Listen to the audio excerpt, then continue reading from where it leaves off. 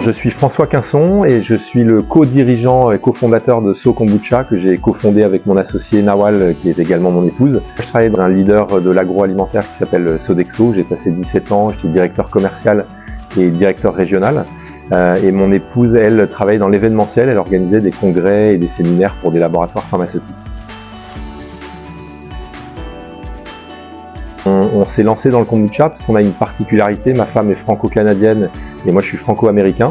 Et aux États-Unis, au Canada, le marché du kombucha a connu un essor très important ces 15 dernières années. Et on s'est lancé dans cette aventure maintenant il y a 7 ans.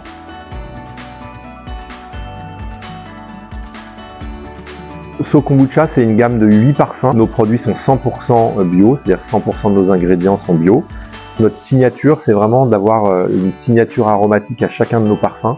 L'idée, c'est vraiment de venir habiller le côté fermenté des boissons avec une approche aromatique qui vient le rendre plus sexy. Le positionnement de So Kombucha, c'est vraiment d'être une alternative au soda sucré et aux boissons alcoolisées.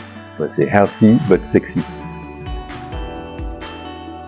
D'en être arrivé là où on en est aujourd'hui, parce qu'on est parti de zéro. On est aujourd'hui, donc 7 ans plus tard, proche du million de chiffre d'affaires. On travaille avec Biocop, on travaille avec Pitaya, on travaille avec Flunch, on travaille avec une multitude aussi de restaurateurs partout en France. C'est déjà une très grande fierté d'en être arrivé là.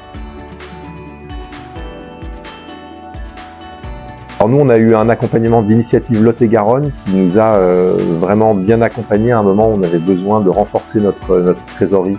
L'initiative nous a accompagnés à 2 reprises à travers 2 prêts d'honneur qui nous ont permis à la fois de renforcer notre capacité financière et notre besoin en fonds de roulement.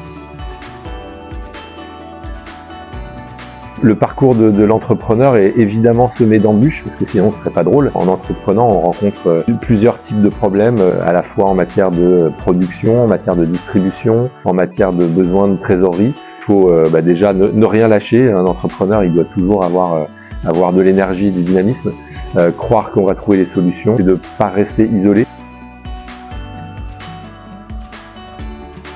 Croire en vous, parce que souvent l'environnement a plutôt tendance à vous dire que c'est impossible, que ça marchera jamais, donc il faut y croire. Vous pouvez avoir un super produit, si vous le vendez pas, ça sert à rien, donc il faut avoir un carnet de commandes fort et en croissance. Puis il faut avoir de l'argent. Les Américains disent cash is king, et à chaque étape de croissance d'une entreprise, il faut de la trésorerie.